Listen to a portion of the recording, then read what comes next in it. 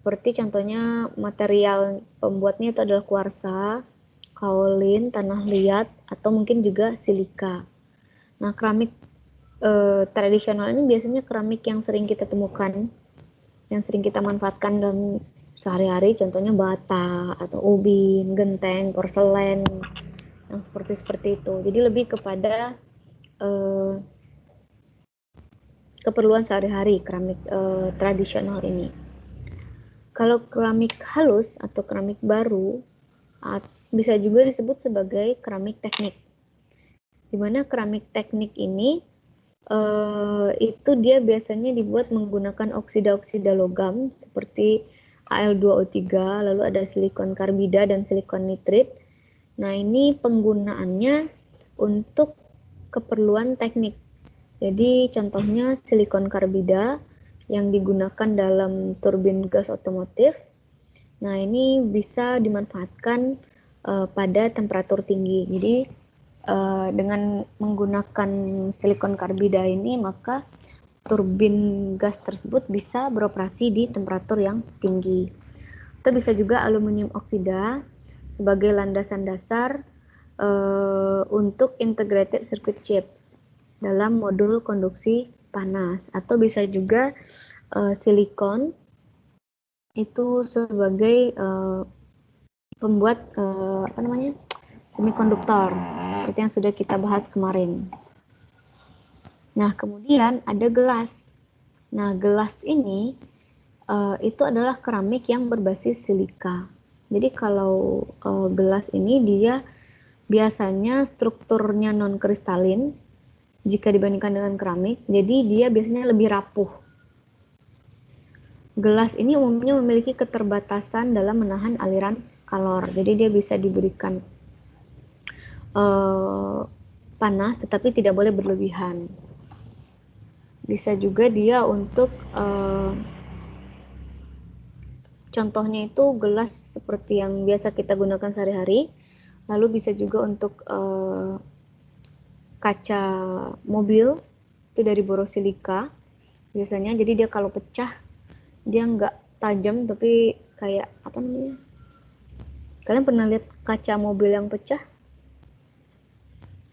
Jadi bulat-bulat gitu, dia kayak butiran jagung.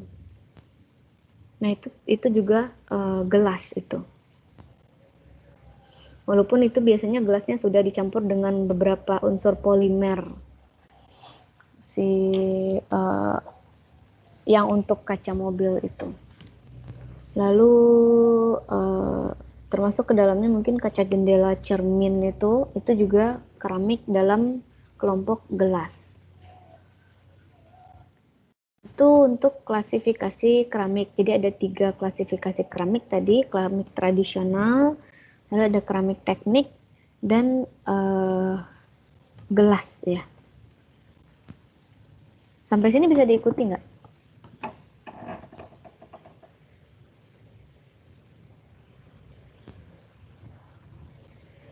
Penjelasannya bisa diikuti sampai sini? Bisa, Bu. Bu, izin bertanya, Bu. Ya.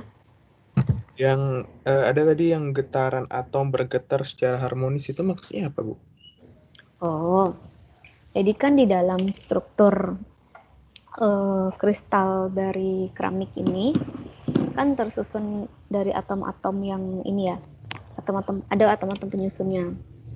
Nah, di dalam keramik itu ketika dia dalam menghantarkan panas ini, itu kan pasti ada gerakan gerak kinetis dari atomnya. Nah, gerak kinetis dari atomnya ini ketika diberikan panas, dia bergerak secara harmonis. Jadi getarannya itu seperti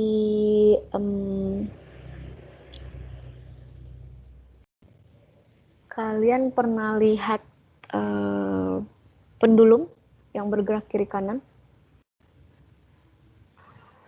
Pernah, Bu. Pernah ya. Terus kalian pernah melihat mungkin kalian pernah main bola basket ya, yang kalau di dribble tuh naik atas bawah gitu. Pernah, Iya, Bu. pernah, Bu. Nah, atom di dalam satu kristal itu dia punya gerakan juga. Jadi gerakannya entah kiri kanan atau atas bawah itu tergantung dari struktur ataupun jenis atomnya.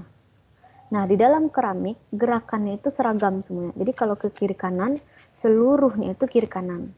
Kalau gerakannya atas bawah, maka seluruhnya itu dapat bergerak atas bawah. Itu yang disebut dengan gerakan yang harmonis.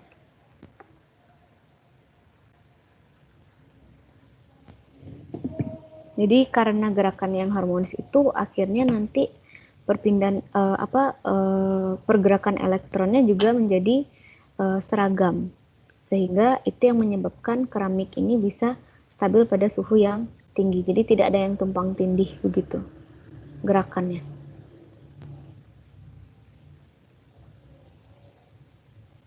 Bisa dipahami? Paham, Bu. Paham. Terima kasih, Bu. Paham, Bu. Kemudian kita lanjutkan ya mengenai struktur kristal dari keramik ini. Jadi mekanisme terjadinya ikatan ion di dalam keramik itu terjadi antara atom yang bermuatan positif, yang kemudian kita sebut sebagai kation, dengan atom yang bermuatan negatif, yang kemudian kita sebut sebagai anion. Kation itu adalah unsur-unsur yang logam. Jadi yang bermuatan positif itu adalah yang logamnya. Sementara anion yang bermuatan negatif itu adalah unsur-unsur non-logam. Nah, kedua karakteristik komponen ion ini di dalam material keramik nantinya akan berpengaruh pada struktur kristal dari keramiknya, yaitu struktur kristal ini dia harus netral. Jadi besar muatan listrik dari masing-masing ionnya itu baik positif maupun negatif itu dia harus seimbang. Jadi muatannya harus netral sehingga keramik ini nantinya bisa terbentuk dengan stabil. Nah, karena netralnya ini nanti akhirnya jumlah kation dari keramik itu harus sama dengan jumlah anionnya. Contohnya pada CF2 di mana C itu muatannya 2+, sehingga untuk menyeimbangkan C yang memiliki muatan 2+, harus ada 2 ion F yang muatannya satu negatif atau 1 min. Nah, dengan seperti ini, maka molekul CF2 pada keramik itu dia sudah stabil. Karena dia muatan 2+ pada C distabilkan oleh 2 ion F dengan muatan min 1 begitu. Jadi dia memang besar muatan untuk masing-masing ionnya, muatan listriknya itu seimbang. Kemudian ukurannya. Nah, di dalam keramik, ukuran kation dan anionnya ini akan mempengaruhi kestabilan dari keramiknya.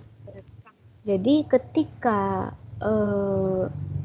bergabung atau menyusun keramik, kation dan anion pada keramik ini harus saling bersinggungan. Contohnya seperti pada gambar di kiri dan gambar yang di tengah. Kondisi seperti ini adalah bentuk kestabilan dari keramik. Jadi walaupun tidak ada anion yang bergabung saling bersinggungan, tetapi minimal kation dan anionnya saling bersinggungan, maka kondisi seperti ini sudah stabil. Atau model yang di tengah juga bisa, ketika anionnya tidak terlalu besar, maka tetapi masih tetap bersinggungan dengan kation, maka dia masih bisa dikatakan stabil. Berbeda dengan yang di sisi sebelah kanan. Di sini kation dan anionnya tidak saling bersinggungan, sehingga model seperti ini dikatakan adalah struktur kristal yang tidak stabil. Atau bisa dikatakan kalau bentuknya seperti ini, maka dia tidak bisa membentuk susunan kristal. Jadi itu dia yang menyebabkan kestabilan dari kristal keramik. Yang pertama itu adalah muatannya harus seimbang, jumlah kation dan anionnya harus seimbang. Lalu yang kedua struktur kristalnya. Jadi anion dan kationnya harus saling bersinggungan. Nah, di dalam keramik dia kan dikatakan bentuknya kristalin. Kristalin itu artinya teratur dan solid gitu. Nah, tetapi ternyata walaupun bentuknya kristalin, dia pasti akan ada cacatnya juga. Jadi kan ada kemungkinan terjadinya cacat dalam susunan keramik ini. Jadi walaupun disusun sedemikian rupa agar bentuknya teratur, tersusun terus-menerus, tetapi pada satu titik cacat itu tidak mungkin dihindari. Nah, biasanya cacat yang terjadi pada keramik itu bisa kita lihat menjadi beberapa jenis. Yang pasti yang pertama itu adalah cacat titik, di mana cacat titik dari keramik ini nantinya bisa berupa cacat interstisi ataupun cacat substitusi. Nah, cacat interstisi seperti yang sudah kita bahas, ini adalah penyisipan, di mana nantinya ada kation yang menempati rongga itu, atau mungkin anion yang menempati rongga yang seharusnya kosong, seperti itu. Jadi memang intinya ada penyisipan. Kemudian ada juga cacat vakansi, di mana cacat vakansi ini terjadi ketika adanya kekosongan. Jadi yang harusnya di situ ada atom ataupun ada elektron, ternyata tidak ada atom di situ. Nah, ini adalah contoh interstisi kation. Jadi ada kation yang menyisip di sini, dan di sini adalah cacat vakansi. Ini adalah cacat vakansi anion, dan ini cacat vakansi kation. Jadi harusnya di sini ada anion, tapi anionnya menghilang, sehingga di sini muncul vakansi. Di sini harusnya ada kation, tetapi kationnya menghilang, sehingga akhirnya muncullah vakansi kation, seperti itu. Ini untuk cacat titik. Bisa dipahami ya, cacat titik?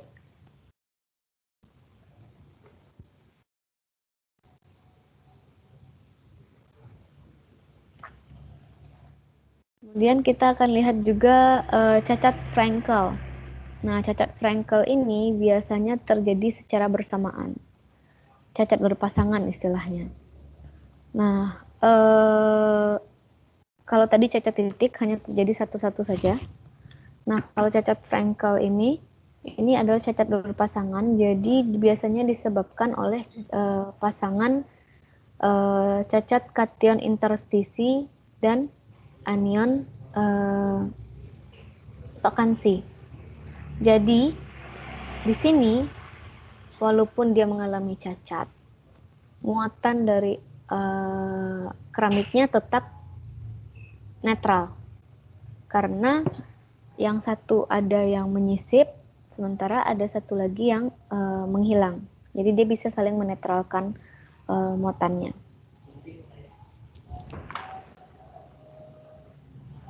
Di lemari? Nah, contohnya di sini cacat Frankel. Jadi di sini ada penyisipan dari kation, tetapi ada juga anion yang menghilang di saat yang bersamaan, sehingga muatan di sini akhirnya menjadi netral kembali.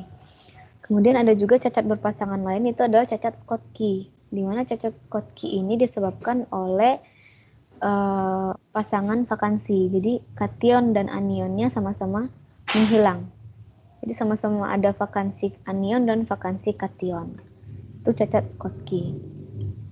Nah, cacat Schottky juga menyebabkan muatan listrik pada bahan keramik ini tetap netral. Tetapi yang namanya cacat otomatis nanti akan merusak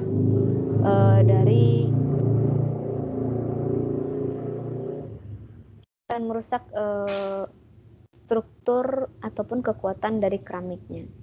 Jadi biasanya kalau cacat ini sudah terlalu banyak terjadi, maka nanti akan membuat keramiknya menjadi lebih rapuh dan memiliki kekuatan yang tidak sebaik ketika keramik tersebut tanpa cacat.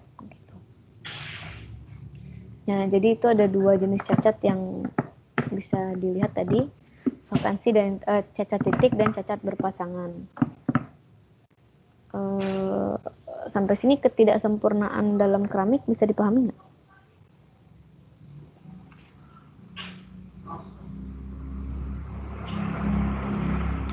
Bu, izin bertanya, Bu.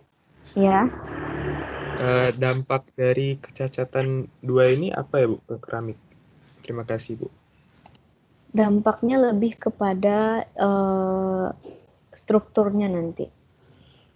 Strukturnya dalam keramik tersebut biasanya dia menjadi lebih rapuh kalau cacat ini terjadi terlalu banyak di dalam keramik itu.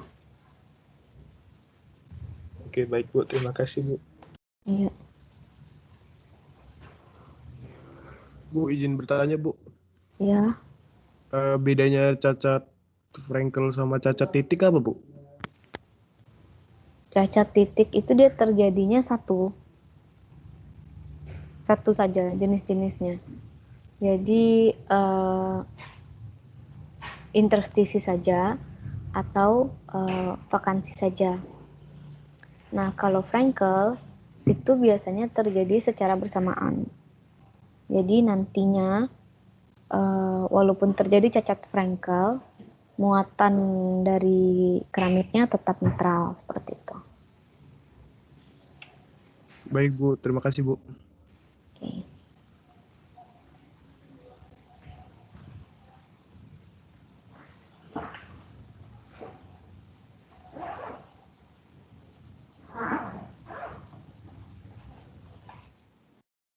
Nah, kemudian ada yang kita sebut sebagai impurity atau pengotor. Ini juga bisa dikatakan sebagai cacat pada keramik, tetapi tidak semua pengotor dalam keramik itu adalah hal yang tidak diinginkan. Nah, biasanya pengotor pada keramik itu bisa berbentuk solid solution pada keramik tersebut, sama seperti yang terjadi pada logam, atau bisa juga pengotornya berupa substitusi ataupun interstisi. Nah, terkadang pengotor pada keramik ini justru sengaja ditambahkan agar memperbaiki sifat kelistrikan dari keramik. Jadi kan tadi kita katakan bahwa keramik ini umumnya bersifat sebagai isolator. Nah, ketika ditambahkan pengotor yang sesuai atau pengotor yang tepat, maka keramik tersebut bisa berubah menjadi semikonduktor. Seperti yang sudah kita bahas kemarin, jika ditambahkan pengotornya seperti atom-atom trivalen atau atom pentavalen, itu akan memperbaiki sifat kelistrikan dari keramik sehingga dia bisa menjadi suatu semikonduktor gitu. Berikutnya kita akan melihat kekerasan dari keramik. Jadi kekerasan ini kan bisa dikatakan keunggulan dari keramik ya. Jadi dia maka biasanya perkiraan kekerasan dari keramik itu yang akan ditonjolkan dalam memilih material atau bahannya. Nah, yang paling keras itu adalah intan, materialnya dari karbon, lalu ada boron karbida sampai silikon karbida, terus sampai yang paling tidak keras, yang paling mudah patah atau mudah pecah itu adalah gelas. Jadi di sini bisa dilihat bahwa walaupun gelas ini bagian dari keramik, tetapi gelas ini adalah material yang paling mudah, paling rapuh di dalam kelompok keramik ini.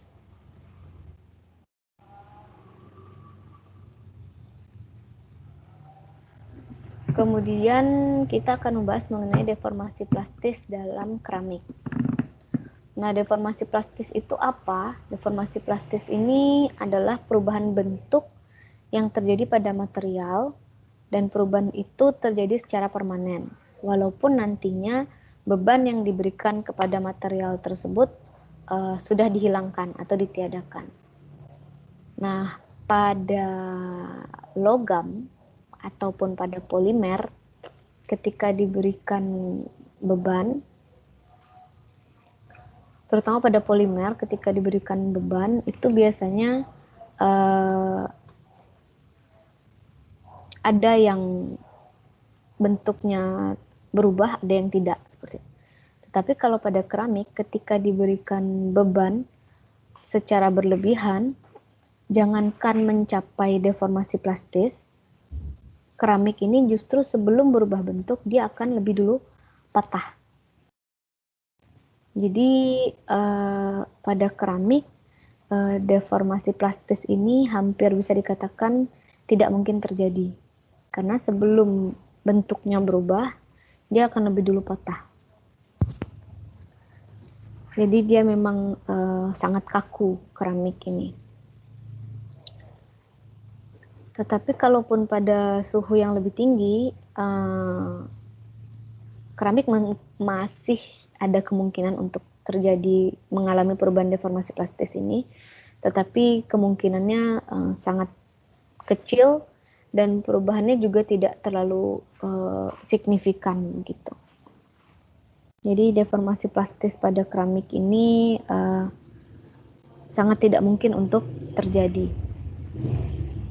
karena dia sebelum mengalami perubahan bentuk, keramik ini akan lebih dulu patah.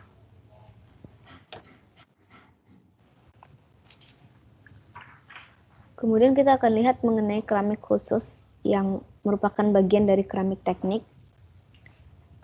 Keramik khusus ini contohnya adalah keramik dieelektrik. Nah, bahan dieelektrik ini memisahkan dua konduktor listrik tanpa ada aliran listrik di antaranya, atau bisa dikatakan dia sebagai pembatas dua konduktor seperti itu. Dieelektrik itu biasanya bersifat isolator dan dia harus bersifat inert dalam rangkaian listrik. Inert itu apa? Inert itu artinya dia tidak akan terpengaruh ataupun tidak akan bereaksi dengan lingkungannya. Dan jadi kalau dia bersifat inert dalam rangkaian listrik, artinya material dieelektrik ini tidak boleh menghantarkan listrik seperti konduktor seperti itu. Dan ketika bersinggungan dengan konduktor yang ada di yang dia jadikan sebagai pembatas itu, maka dia tidak ada reaksi lanjutan antara dieelektrik ini dengan konduktor yang dia batasi. Itu yang disebut dengan inert. Jadi dia tidak bereaksi dan tidak menghantarkan listrik juga di dalam rangkaian listrik ini. Nah, penggunaan paling penting di elektrik ini biasanya berbahan keramik itu untuk kapasitor listrik. Terus bisa juga kita gunakan keramik ini untuk isolasi pada tower listrik. Itu juga bisa keramik ini. Karena memang dia sangat kuat dan tidak terpengaruh pada temperatur yang tinggi. Kemudian bisa juga dengan keramik piezoelektrik. Piezoelektrik ini disebut juga sebagai smart material karena medan listriknya nanti bisa berubah atau bisa dihasilkan dengan memberikan tekanan pada material tersebut. Nah, biasanya material piezoelektrik ini terbentuk oleh keramik yang terpolarisasi, sehingga nanti beberapa bagian molekulnya bermuatan positif dan sebagian lainnya bermuatan negatif. Nah, karena adanya pengkutuban-pengkutuban ini, akhirnya terbentuklah elektroda. Elektroda yang menempel pada kedua sisinya yang berlawanan dan akhirnya menghasilkan medan listrik. Nah, medan listrik yang terbentuk dari elektroda itu atau pada pengkutuban-pengkutuban itu nantinya akan dapat merubah gaya mekanik ataupun gaya tekanan yang diberikan kepadanya. Nah, jadi contohnya mungkin seperti tombol mungkin ya, material piezoelektrik ini. Jadi ketika diberikan tekanan baru dia bisa menghantarkan listrik. Sementara kalau tekanannya dihilangkan, dia tidak bisa menghantarkan listrik tersebut. Itu untuk keramik piezoelektrik. Bisa kalian cari tahu lebih lanjut nanti pemanfaatan piezoelektrik ataupun dielektrik ini seperti apa dan bagaimana. Jadi di sini saya berikan gambaran secara umumnya dulu saja. Lalu ada juga keramik semikonduktor. Nah, ini keramik yang sudah kita bahas sebelumnya, bahwa keramik ini merupakan keramik yang mengandung elemen transisi valensi ganda. Jadi ada yang bisa berupa penambahan elektron, bisa juga penambahan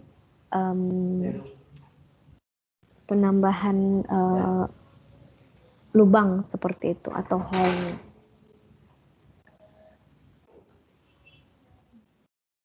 Ini tugas untuk kalian nanti. Baik, untuk keramik sudah bisa dipahami?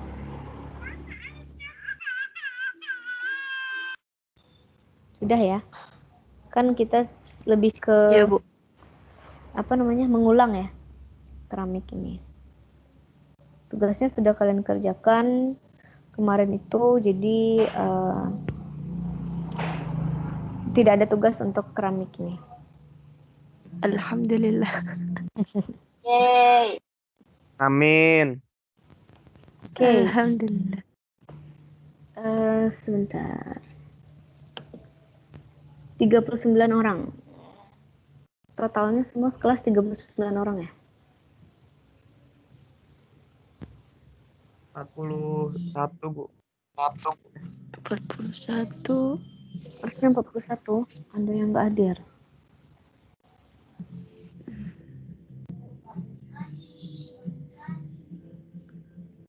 Iya, Bu. Ada.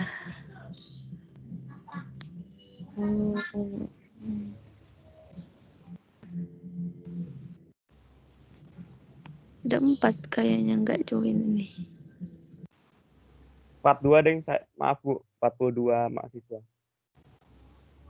Kelas G.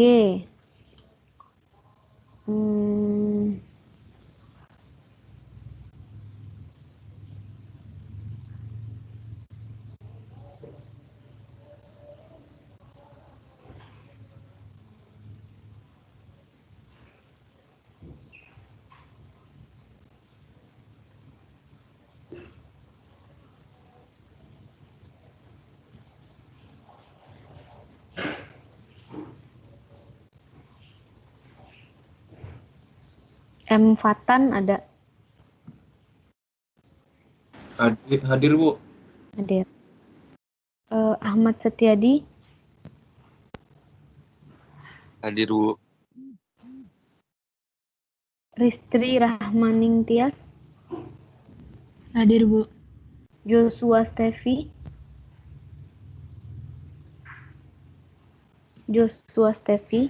Hadir, Bu. Oh, ada. Yusuf Malik Raharjo. Hadir, Bu. Elizar Michel. Hadir, Bu. Muhammad Fikri. Hadir, Bu. Fateh Siddiq. Hadir, Bu. Muhammad Restu Fauzan. Hadir, Bu. Antonius Januario. Hadir, Bu. Rumania Adelia. Hadir, Bu. Immanuel Rivaldi. Hadir, Bu. Muhsandi.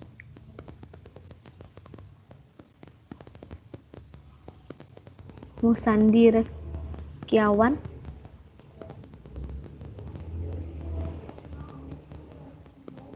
Nggak ada ya. Miftahul Akmal.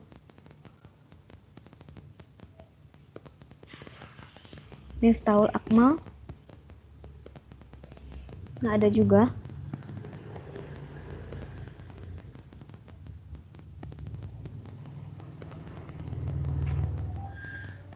Dan Ahmad.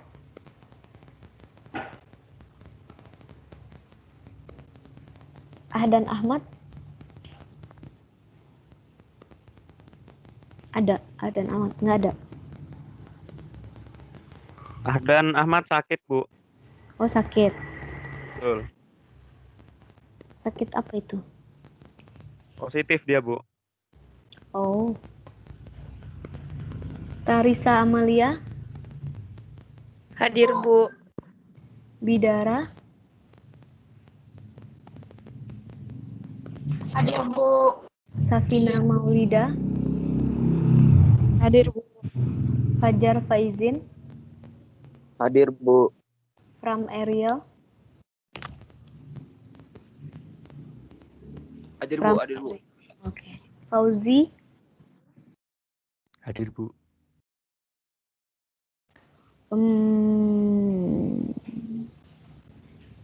Manggaratua Simatupang,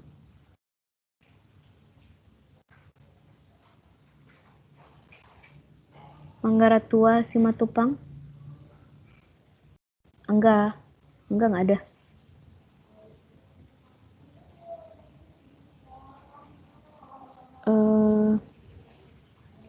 Asyami, Hadir, Bu. Kevin Arianto, Hadir, Bu. Ali Yahya, Hadir, Bu. Nadila, Japarista, Hadir, Bu. Naufal Lutfi, Naufal, Hadir, Bu. Raihan Errahman, Hadir, Bu. Pascal Fernando, Hadir, Bu. Binsar Ricardo,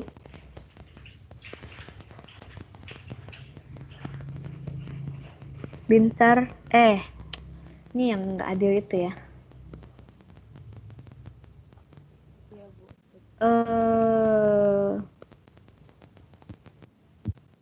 Siti Nurlita, Hadir, Bu. Maulana Fadlan, Hadir, Bu. Cut Ifatul, Hadir, Bu. Ari Tua Hutagalung, Hadir, Bu. Moh Sohibul, Hadir, Bu. Dwi Febrian, Hadir, Bu. Fariski, Hadir, Bu. Mirna Yunika, Hadir, Bu. Ilham Jaya, Hadir, Bu. Terry Dodo, Hadir, Bu. Reza Marwesi,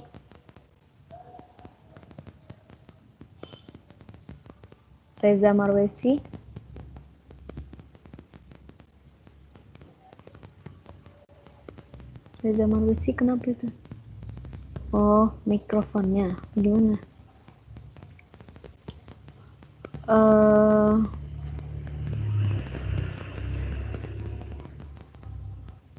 Excel Octavianus, Hadir, Bu. Sip. Apa nih, Reza Marwesi? Ada Bu mic-nya. Oke.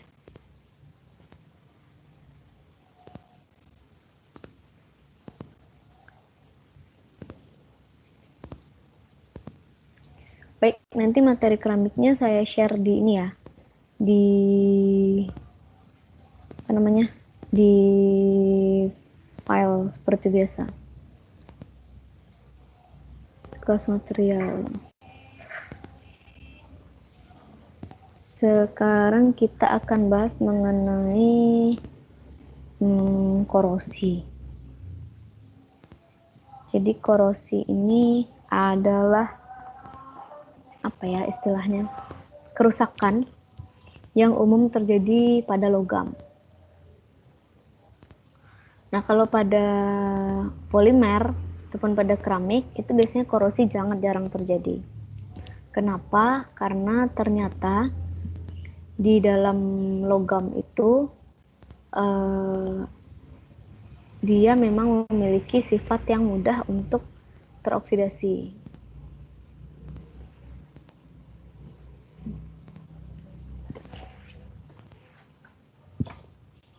Jadi secara garis besar logam itu dia lebih reaktif terhadap korosi begitu. Jadi dia lebih reaktif sehingga dia lebih mudah mengalami korosi. Kalau pada polimer dan keramik itu nantinya kerusakannya lebih kepada kerapuhannya. Korosi ini juga sebenarnya nantinya akan membuat logam menjadi rapuh, di mana hal ini dapat terjadi karena adanya reaksi kimia antara logam dengan lingkungannya. Jadi biasanya korosi ini dipicu oleh adanya faktor lingkungan. Di samping karena adanya faktor lingkungan, kondisi dari paduan logamnya itu juga bisa menyebabkan korosi bisa terjadi. Maksudnya seperti apa? Jadi ketika paduan logamnya tidak homogen ataupun batas butirnya terlihat sangat jelas, atau mungkin permukaan logamnya mengalami goresan, atau mungkin ketika proses pendinginan ada uap air ataupun gelembung udara yang terjebak di dalam paduan logam tersebut. Nah, itu juga bisa menjadi faktor penyebab korosi pada logam. Jadi dia tidak murni karena lingkungan saja, tetapi juga ada faktor internal dari logamnya. Nah, jadi kalau kita lihat secara garis besar, korosi itu bisa terbagi menjadi dua, korosi kering dan korosi basah. Korosi kering itu biasa kita sebut juga sebagai korosi kimia. Ini terjadi karena logamnya itu sendiri bereaksi pada temperatur yang tinggi. Jadi biasanya korosi kering ini terjadi pada logam yang bekerja pada temperatur tinggi, sehingga nantinya karena temperatur yang tinggi ini akan menyebabkan reaksi internal di dalam material tersebut. Nah, reaksi internal dari material ini akhirnya akan menyebabkan kerapuhan dari logamnya. Kemudian ada juga korosi basah atau korosi elektrokimia. Nah, ini adalah korosi yang paling umum kita temukan, paling sering kalian lihat, di mana korosi ini terjadi karena adanya kontak dari logam dengan lingkungannya. Umumnya lingkungan yang mengandung banyak air ataupun uap air yang mengandung ion-ion. Nah, ini adalah lingkungan yang sangat rentan untuk mengalami korosi. Atau bisa juga kadar kandungan oksigennya terlalu tinggi, itu juga bisa membuat logam mengalami oksidasi atau korosi, begitu. Kalau korosi kering itu biasanya tempat-tempat tertentu saja. Memang pada logam-logam yang bekerja pada temperatur tinggi, jadi memang spesifik terjadinya korosi kering ini. Tapi kalau korosi basah itu bahkan sampai sesederhana seperti proses perkaratan di pagar, di kunci, di tiang listrik, itu seperti itu disebut sebagai korosi basah. Karena memang dia lebih kepada kontak dengan lingkungan. Nah, untuk korosi ini sebenarnya pada logam itu tidak bisa dihindari. Jadi dia bagaimanapun paduan logamnya, yang namanya korosi pasti akan terjadi. Tetapi yang bisa kita kontrol adalah laju dari kecepatan korosinya. Nah, jadi dengan memperhitungkan beberapa aspek atau dengan memperhatikan beberapa hal, maka kecepatan laju korosi itu bisa kita kendalikan. Apakah kecepatan laju korosinya kita turunkan, kita perlambat, atau justru laju korosinya kita tingkatkan, atau kita percepat terjadinya korosi tersebut. Nah, itu bisa diatur dengan melihat 4 aspek ini. Yaitu ada aspek elektrokimia, aspek kimia, aspek fisika, dan aspek metalurginya. Untuk aspek elektrokimia, itu yang diperhatikan adalah siapa yang menjadi anoda dan siapa yang menjadi katoda. Jadi di dalam reaksi kimia, terutama dalam korosi ini, korosi baru akan terjadi ketika logam-logam tersebut saling berinteraksi dan akhirnya membentuk anoda dan katoda. anoda itu adalah logam yang mudah terkorosi, sementara katodanya adalah logam yang sulit terkorosi. Nah, jadi nanti ketika kedua jenis logam ini saling bersinggungan dengan fluida yang mengandung ion-ion, nah maka kemungkinan korosi itu bisa cepat terjadi begitu. Lalu bisa juga kita memperhitungkan aspek kimianya, di mana yang perlu diperhatikan adalah pH atau tingkat keasamannya, kadar oksigen lingkungan, dan reaksi dengan mikroba. Jadi diperhatikan juga mikroba-mikroba yang dapat menginisiasi terjadinya korosi. Lalu bisa juga aspek fisika, di mana yang perlu diperhatikan adalah temperatur, tekanan, dan waktu kontak. Jadi diperhatikan temperatur kerjanya bagaimana, tekanan lingkungannya seperti apa, dan waktu kontak antara material dengan fluida ataupun dengan material yang lain. Jadi bisa dikendalikan seoptimal mungkin agar laju korosinya bisa dikontrol. Biasanya sih laju korosi ini memang sengaja diperlambat. Jarang sekali laju korosi yang dipercepat. Kecuali mungkin pada kaleng makanan. Nah, pada kaleng makanan mungkin nantinya kalian akan lihat itu adalah contoh laju korosi yang dipercepat, di mana logamnya nantinya dilapisi dengan logam lain yang akan menjadikan besinya menjadi semakin cepat untuk rusak begitu.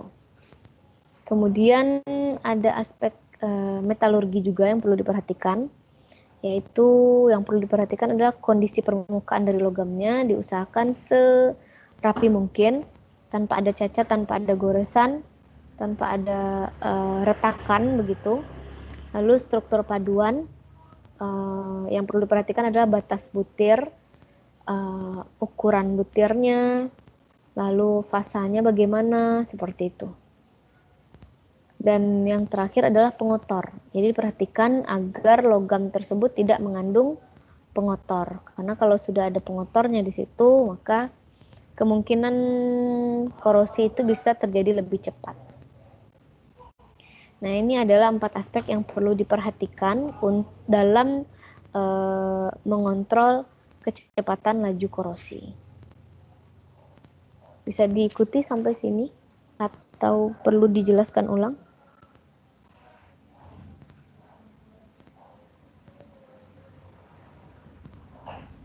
Mengerti Bu. Ya. Ya Bu. Kemudian kita akan lihat penggolongan dari korosinya. Jadi umumnya nanti itu korosi bisa digolongkan menjadi 8 jenis.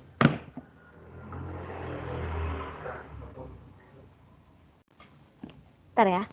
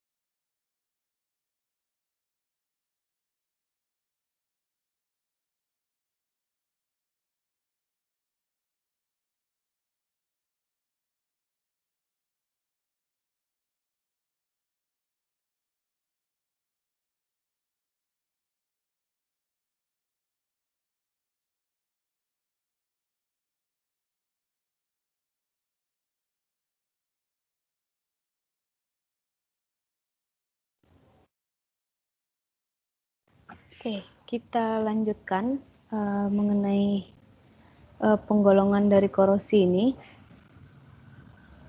Jadi nantinya korosi ini bisa kita bagi menjadi 8. Korosi umum itu yang biasa kalian temukan, biasanya terjadi di permukaan logamnya.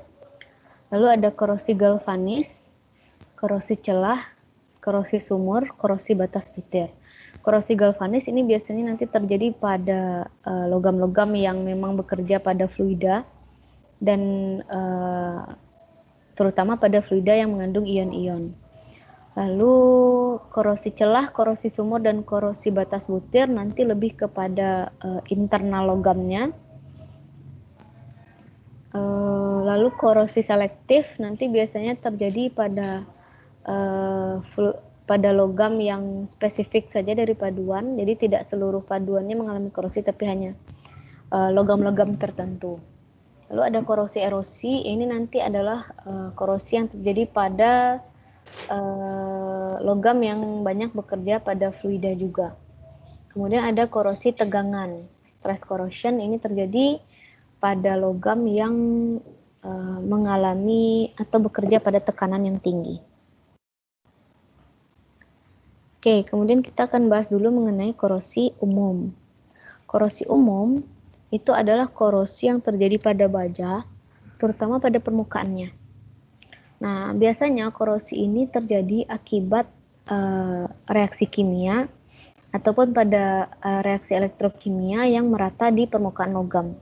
Jadi, memang korosi ini terjadi pada permukaan logam karena logam tersebut kontak dengan lingkungan sekitar, udara bebas ataupun mungkin seperti air hujan ataupun terkena cipratan air apapun lah. Pokoknya memang terjadinya di permukaan logam ini. Korosi umum itu biasanya tidak terlalu berbahaya jika bisa ditangani lebih awal. Jadi ketika di awal terjadi yang korosi langsung dibersihkan lalu diberikan pelindung, itu biasanya tidak apa-apa, belum akan merusak logam tersebut. Jadi bisa dikatakan jika ditangani dengan tepat dan cepat, korosi umum ini tidak terlalu berbahaya karena dia langsung terlihat pada permukaan logamnya. Nah, jadi untuk mencegah korosi umum ini bisa digunakan pelapisan atau coating, baik itu mungkin dengan pelapisannya organik ataupun tidak, dengan permukaan logam ataupun tidak, itu bisa macam-macam pelapisnya nanti. Lalu bisa juga dengan menambahkan inhibitor, di mana inhibitor ini adalah zat yang ditambahkan dalam konsentrasi yang kecil ke lingkungan sekitar, sehingga bisa menurunkan laju korosi. Lalu bisa juga dengan proteksi katodik. Nah, itu adalah beberapa metode yang bisa digunakan untuk pencegahan korosi umum. Kemudian ada korosi galvanis, di mana korosi galvanis ini biasanya terjadi akibat adanya beda potensial antara dua logam yang terhubung secara elektrolit. Jadi ketika logam-logam tersebut terhubung secara elektrolit, biasanya pada larutan-larutan yang memang mengandung ion-ion, nah ini baru nanti akan muncul korosi galvanis ini. Prinsip korosi galvanis ini nantinya mengikuti kekuatan logam pada deret volta. Jadi kalau yang kalian di SMA mungkin ingat dengan deret volta, di mana biasanya pada deret volta itu dari kiri ke kanan itu ketahanan korosinya semakin baik. Jadi yang paling kiri itu yang paling rentan terhadap korosi, sementara yang paling kanan itu adalah yang paling tahan, seperti itu. Nah, biasanya logam yang ketahanan korosinya kurang kita sebut sebagai anoda. Sementara logam yang ketahanan korosinya lebih tinggi itu akan menjadi katoda. Untuk mencegah terjadinya korosi galvanis itu digunakan proteksi katodik. Nah, jadi kan sudah ada dua nih yang menggunakan proteksi katodik, korosi umum lalu korosi galvanis. Sebenarnya proteksi katodik itu seperti apa? Proteksi katodik ini lebih kepada pelapisan menggunakan seng. Jadi galvanisasi namanya. Jadi galvanisasi ini adalah pelapisan logam dengan menggunakan seng, terutama nantinya pada baja. Nah, jadi pada baja atau kandungan utama baja itu besi ya. Nah, jadi ketika besinya itu dilapisi dengan seng, maka nanti ketika harus mengalami korosi, seng ini akan dikorbankan atau diumpankan, sehingga nantinya dia yang akan mengalami korosi lebih dulu jika dibandingkan dengan besinya. Jadi ketika harus mengalami korosi, sengnya yang akan mengalami korosi lebih dulu, sehingga nantinya yang akan habis itu adalah lapisan seng itu. Jadi diharapkan dengan melapisi besi dengan seng, maka yang akan rusak duluan itu adalah lapisan sengnya, sehingga besinya masih dalam keadaan utuh. Nah, jadi kondisi seperti ini yang kita sebut sebagai galvanisasi atau pelapisan. Jadi kalau nanti sengnya sudah menipis, kan bisa diberikan lapisan baru begitu, sehingga diharapkan dengan kondisi seperti itu yang habis hanya sengnya saja, sementara besinya masih tetap utuh. Galvanisasi atau proteksi katodik itu diperlihatkan pada gambar di sebelah kanan ini, dimana sengnya dijadikan sebagai anoda, sementara besinya adalah katodanya. Jadi kalau dalam kondisi seperti ini nantinya yang akan rusak atau korosi duluan itu adalah seng, sementara besinya masih dalam keadaan utuh. Nah, berbeda halnya jika besi ini dilapisi dengan timah. Nah, jadi seperti pada kaleng makanan, biasanya besinya itu dilapisi dengan timah. Tujuannya apa? Tujuannya adalah ketika permukaan kaleng tersebut rusak, maka kaleng tersebut akan semakin mudah untuk mengalami korosi, akan semakin mudah rapuh, sehingga dia tidak akan menjadi sampah berkelanjutan di lingkungan gitu. Nah, jadi kalau besinya dilapisi dengan seng, kalau sesuai dengan Direct Volta, maka yang akan lebih kuat dalam menahan korosi itu adalah timah. Sementara seng ini akan lebih lemah terhadap korosi. Nah, jadi ketika permukaan kalengnya rusak, maka besi dan timahnya otomatis akan terekspos ke udara bebas atau ke udara luar. Nah, ketika sudah berkontak dengan udara luar, maka otomatis besinya yang akan menjadi anoda, karena dia yang lebih tidak tahan terhadap korosi. Dia yang lebih lemah terhadap korosi, seperti itu. Nah, jadi ketika besinya akhirnya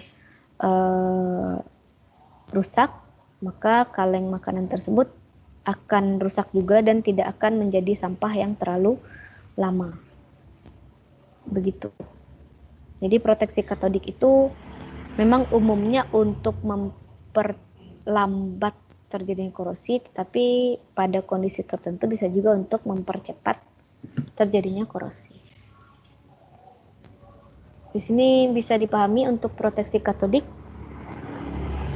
Bu, pelapisannya itu cuman bisa dengan seng atau bisa dengan logam lain, Bu?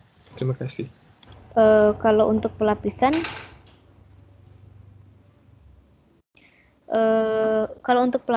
sebenarnya bisa dengan yang lainnya, tetapi kalau untuk yang namanya galvanisasi itu dia hanya menggunakan seng saja. Karena memang tujuannya adalah seng ini dijadikan sebagai anoda korban. Dia digunakan sebagai umpan dalam proses pelapisan tersebut. Ini tadi bisa dilapisi dengan timah juga, tapi namanya bukan galvanisasi lagi. Tapi dia proteksi katodik secara umum saja. Oke, baik, Bu. Terima kasih, Bu.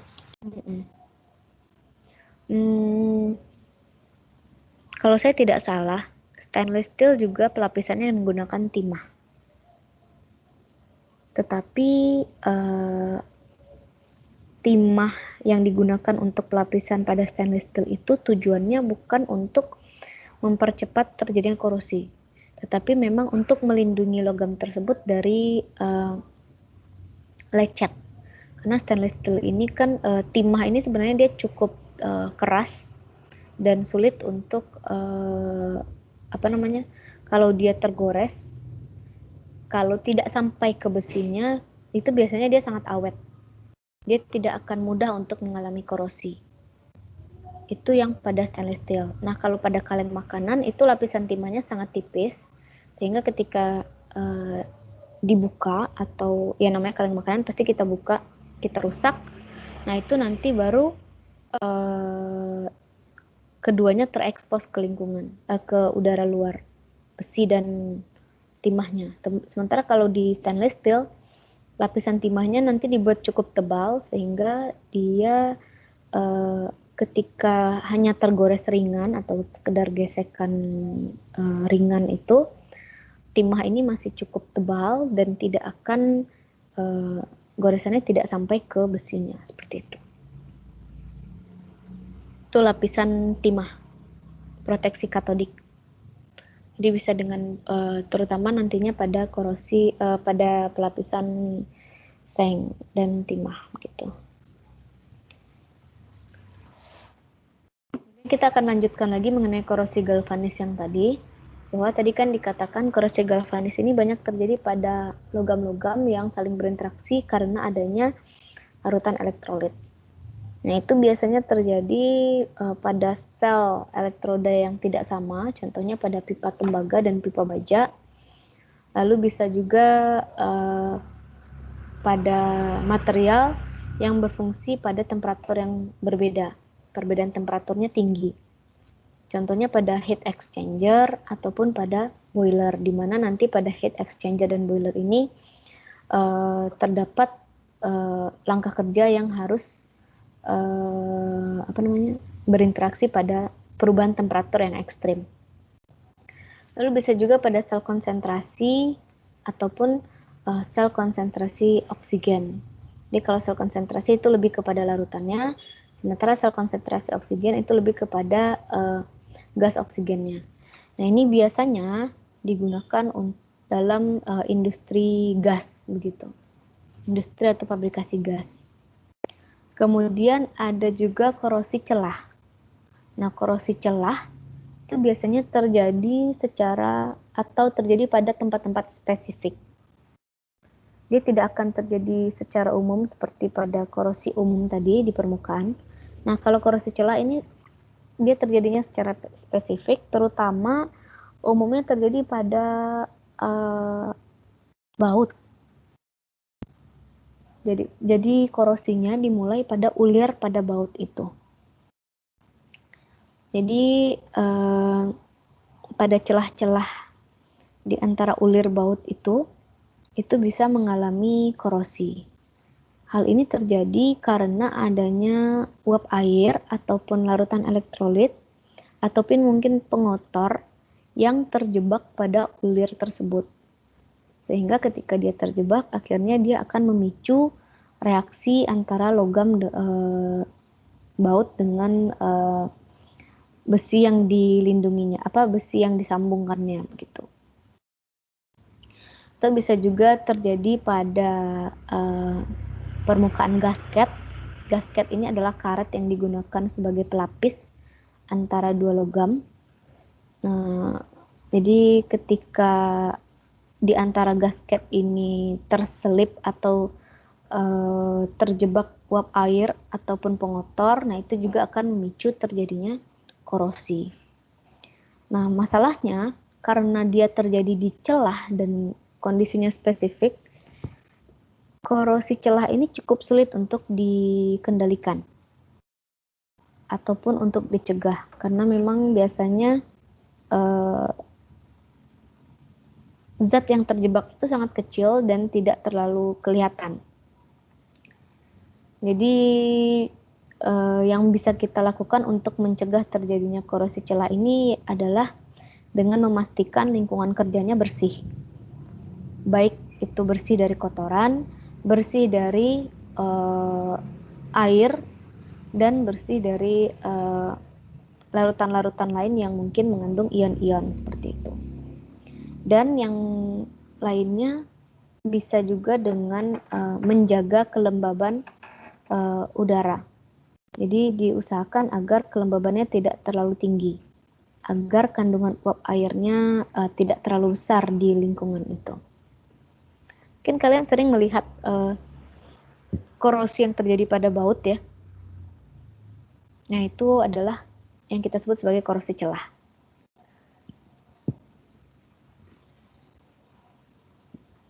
Pernah lihat korosi yang terjadi pada baut? Pernah, Bu. Pernah ya. Itu disebut juga sebagai korosi celah.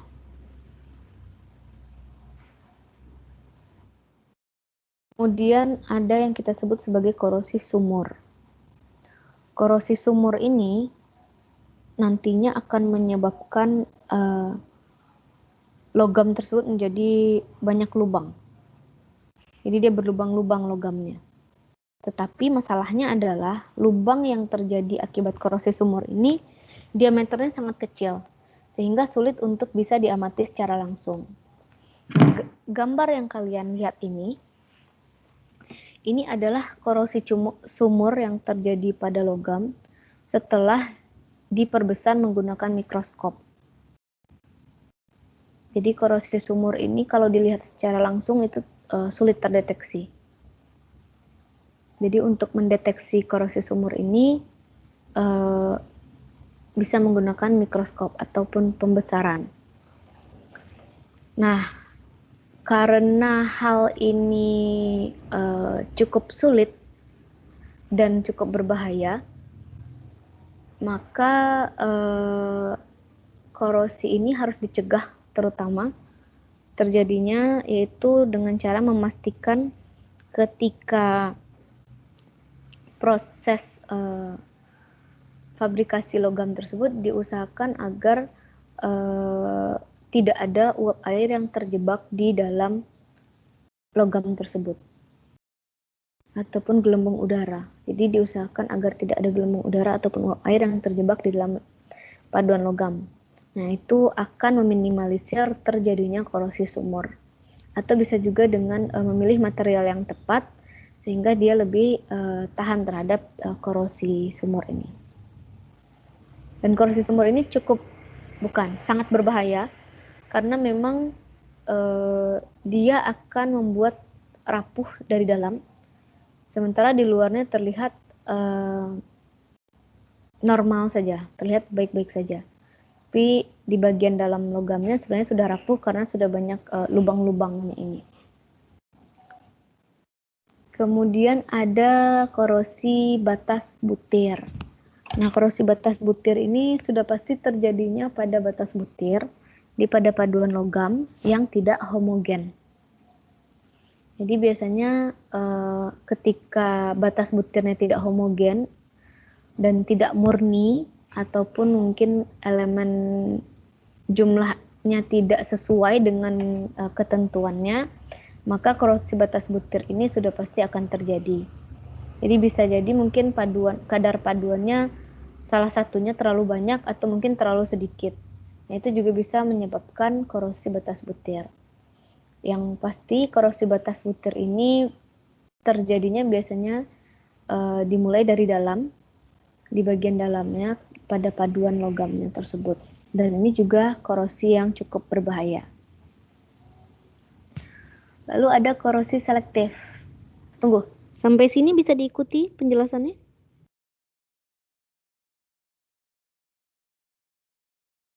Insya Allah bisa, Bu. Baik. Kemudian kita akan lanjutkan mengenai korosi selektif. Di mana korosi selektif ini biasanya terjadi karena menghilangnya salah satu unsur di dalam paduan. Kenapa unsur tersebut bisa menghilang? Itu karena unsur ini sangat reaktif terhadap lingkungan kerja. Jadi korosi ini terjadi karena unsur yang menghilang itu rusak akibat lingkungan. Contohnya apa sih maksudnya? Contohnya pada kuningan. Kuningan itu adalah paduan antara tembaga dengan seng. Di mana seng ini adalah logam yang paling rentan terhadap asam. Jadi jika dibandingkan dengan tembaga, seng ini sangat reaktif dengan asam. Nah, ketika kuningan ini harus bekerja pada kondisi lingkungan yang asam, maka sengnya lama-lama akan luruh. Ketika sengnya luruh dan habis, maka yang tertinggal adalah tembaganya saja. Dan ini menyebabkan kuningan tersebut akan menjadi lebih rapuh. Jadi itu yang dimaksud dengan korosi selektif. Jadi korosi yang terjadi karena salah satu unsur paduannya menghilang akibat sangat reaktif dengan lingkungan. Atau bisa juga menghilangnya aluminium dalam paduannya, atau krom, bisa juga seperti itu. Nah, itu adalah korosi selektif. Jadi memang terjadinya hanya pada salah satu unsur saja, tidak pada seluruhnya. Nah, biasanya untuk mencegah terjadinya korosi selektif ini yang bisa kita lakukan adalah dengan mengurangi zat-zat agresif pada lingkungan. Jadi misalnya jika harus bekerja pada lingkungan asam, maka diperhatikan agar tingkat keasamannya tidak terlalu tinggi sehingga unsur-unsur yang rentan terhadap asam itu tidak terlalu terpengaruh. Atau bisa juga dengan menggunakan proteksi katodik, atau bisa juga dengan mengurangi unsur yang mudah terkorosi. Jadi dikurangi kadar unsur yang terkorosi tersebut. Contohnya kuningan merah atau red brass itu hanya mengandung 15% dari seng, dimana tadinya kuningan tembaga ini sengnya kadarnya 35%. Nah, dikurangi hingga menjadi 15% saja. Nah, dengan kadar seng yang sedikit ini diharapkan korosinya tidak terlalu berpengaruh kepada kuningan tersebut. Gitu. Itu yang disebut sebagai korosi selektif. Bisa diikuti korosi selektif?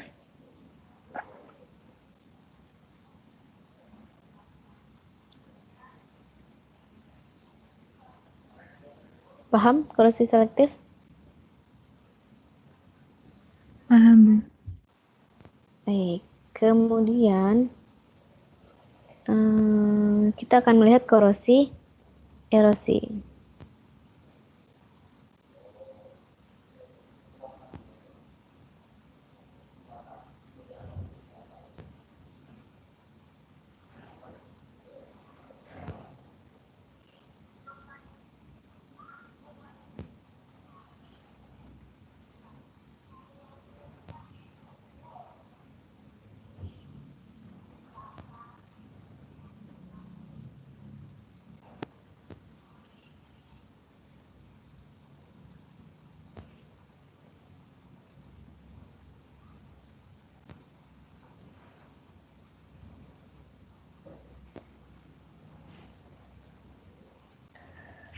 Oke, kemudian ada korosi erosi. Nah, korosi erosi ini terjadi pada logam yang memang banyak bergesekan dengan fluida korosif. Di mana biasanya korosi erosi ini dimulai dari permukaan logamnya. Jadi dia memang akan terjadi pada permukaan logamnya dulu, karena logam tersebut terus-terusan berkontak dengan fluida korosif. Nah, untuk mencegah korosi erosi ini adalah dengan menggunakan coating atau pelapisan. Jadi bisa juga dengan proteksi katodik. Jadi ada dua jenis metode pencegahan yang digunakan untuk korosi erosi, pelapisan dan proteksi katodik. Lalu ada korosi tegangan.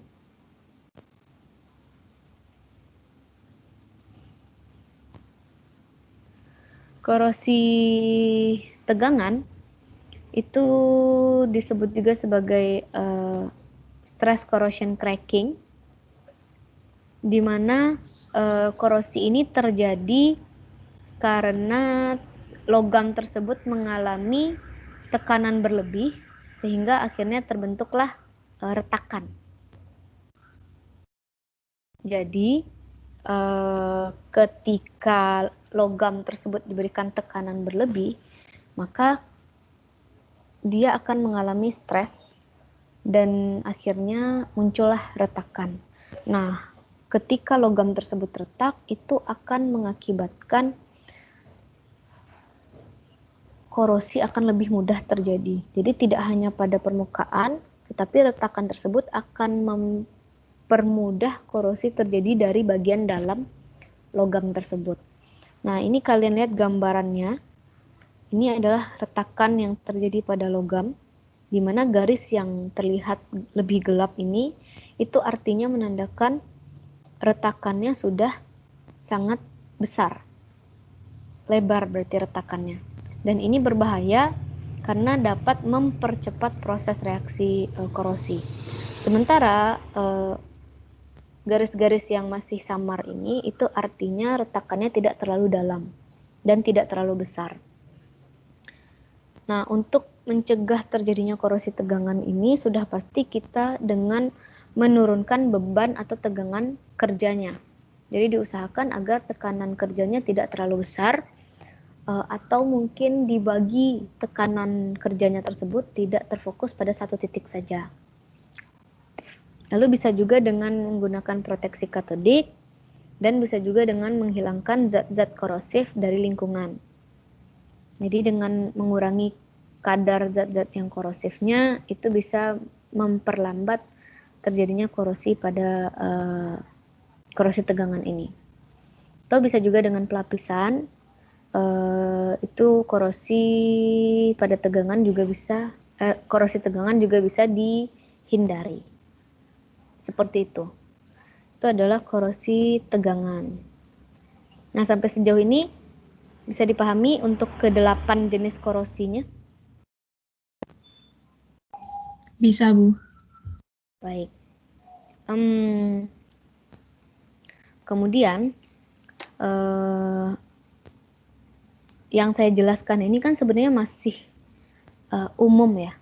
Jadi ini belum penjelasannya belum terlalu detail untuk ke-8 korosi ini. Maka sekarang tugas kelompok kalian adalah kalian kerjakan secara berkelompok mengenai korosi. Jadi dibahas secara berkelompok tentang korosi ini untuk masing-masingnya. Untuk setiap 8 poin korosi ini tolong dibahas mengenai sebenarnya proses terjadinya korosi itu seperti apa. Proses terjadinya korosi, lalu bagaimana apa saja penyebab korosi tersebut.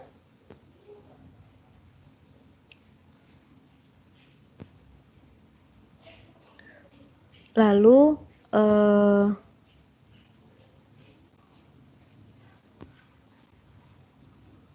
sebentar.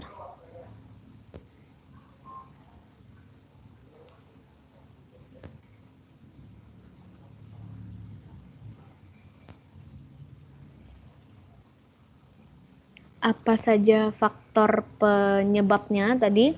Lalu yang ketiga metode apa yang bisa digunakan untuk mencegah korosi tersebut. Jadi bagaimana metode pencegahannya untuk ke-8 korosi ini. Lalu yang keempat, kalian sertakan juga gambar kejadian korosi itu. Jadi tadi kan saya sudah berikan contoh pada korosi sumur, lalu pada korosi tegangan. Tadi sudah dilihat contoh gambar dari korosi tersebut. Nah, nanti bisa kalian berikan ditambahkan lagi untuk korosi-korosi yang lain. Gambarnya seperti apa kejadian korosinya. Jadi jelaskan proses terjadinya korosi tersebut untuk masing-masingnya. Lalu jelaskan faktor penyebab terjadinya korosi dan metode pencegahan yang bisa dilakukan agar korosi tersebut bisa dihindari. Lalu berikan gambar untuk setiap korosi ini. Nah, ini dikerjakan secara berkelompok. Kalian kelompok berempat? Berdua, Bu. Berdua ya? Berdua, Bu. Coba nanti digabung jadi 4 orang, satu kelompok ya.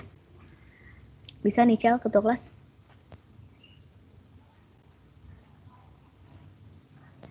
Halo, ketua kelas.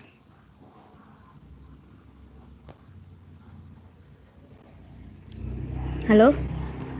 Sepertinya ketua kelas kabur nih.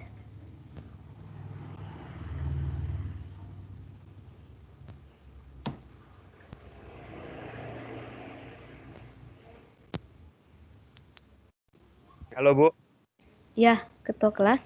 Ya, nanti tolong dikelompokkan teman-temannya menjadi 4 orang sekelompok. Baik, Bu. Jadi nanti masing-masing kelompoknya membahas ke-8 korosi ini. Di mana untuk setiap jenis korosi ini tolong dijelaskan proses terjadinya korosi tersebut seperti apa, penyebab terjadinya korosi tersebut,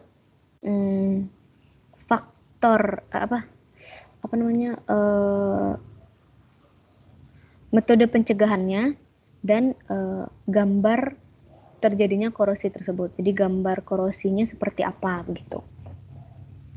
Itu untuk setiap Baik, Bu. 8 poin ini. Nah, jadi setiap kelompok nanti membahas ke-8 poin ini dengan pokok bahasan yang sudah saya berikan tadi. Nanti yang Soalnya boleh saya ulang dulu, Bu. ya boleh. Pertama proses korosi, kedua penyebab korosi, terus ketiga faktor penyebab ya, Bu. Bukan. Yang ketiga itu metode pencegahan. Oh iya. Terus keempatnya gambar ya, Bu. Gambar kejadian korosi ya, Bu. Iya. Oke, Bu.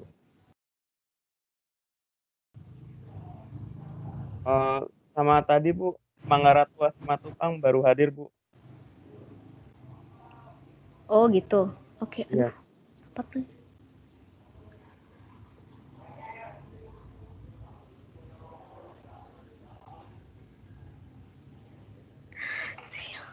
Sebentar ya. Ternyata saya ada rapat nih. Aduh. Oke. Tugasnya kelompoknya sudah. Manggaratwa Simatupang hadir ya. Iya, Bu. Baiklah. Aduh, fokusnya jadi terdistract. Maaf, Bu, ini kumpul terakhir jam berapa, Bu? Kenapa? Kumpulnya terakhir kapan, Bu? Oh iya, pengumpulannya betul juga. Silakan kalian ingin kumpulkannya kapan?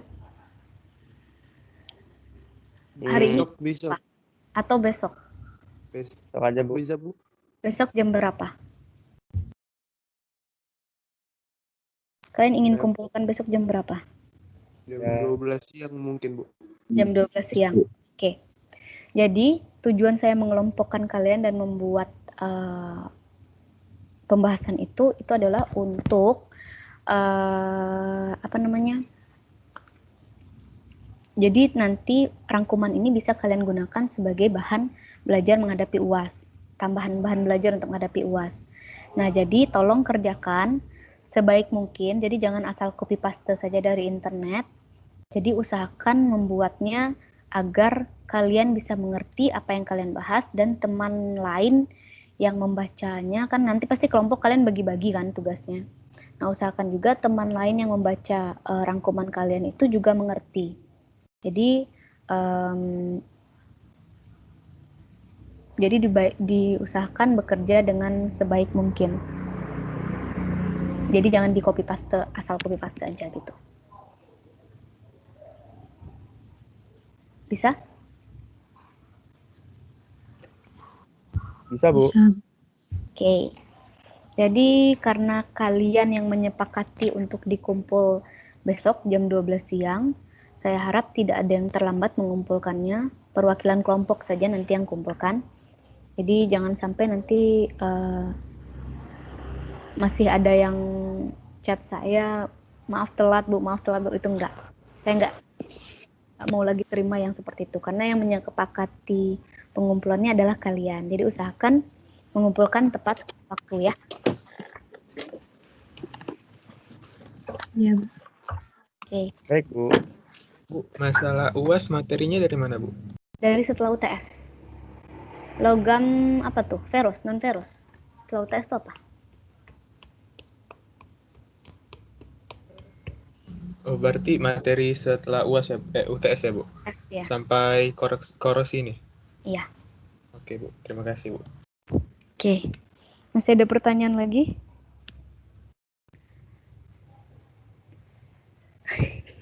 Sepertinya nggak ada, Bu. Iya, saya juga udah Iya. dipanggilin terus rapat. Iya, Bu. Oke. Oh iya, Terima Bu. kasih ya. Bentar, Bu. Saya pengumuman aja bentar, Bu. Apa itu? Tadi Ahdan hadir. Karena Hmm. mic-nya error saja tadi. Sama Mang Aratua karena kuotanya habis tadi, Bu. Sebentar, saya catat dulu.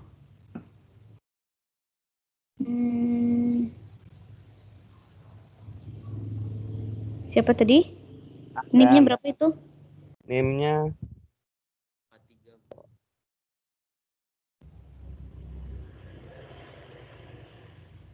243, Bu. 243. Oke, katanya sakit tadi. Iya, ternyata hadir, Bu. Mic-nya aja error. Oke, 243. terus Manggarai Tua yang mana? Yang 250, Bu. 250. 250, Bu. Oke, Udah kiranya itu aja, Bu. sip. Terima kasih. Ya, sama-sama, Bu. Mohon maaf ya, saya leave duluan. Iya, Bu. Nggak apa-apa, Bu. Oke, nanti materi ini bisa kalian lihat di files lah. Yuk, Assalamualaikum warahmatullahi wabarakatuh. Waalaikumsalam. Terima kasih, Bu. Terima kasih, Bu. Ya, makasih juga. Semoga UASnya sukses ya. Amin. Amin. Oke. Saya leave ya, dadah. Iya, Bu. Makasih, Bu. Dadah, Bu. Ibu.